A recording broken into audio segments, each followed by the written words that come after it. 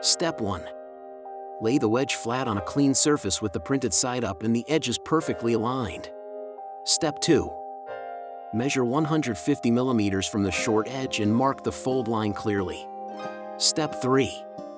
Fold along the scored center line and press to form a clean, even crease. Step 4.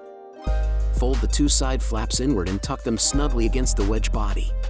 Step 5. Lock the tab into the slot until you feel firm resistance and the pieces sit flush. Check alignment. The wedge should sit level and support the iMac base with a slight rear tilt for stability. Step 6. Attach the reinforcement strip to the underside, aligning edges to prevent flexing. Step 7.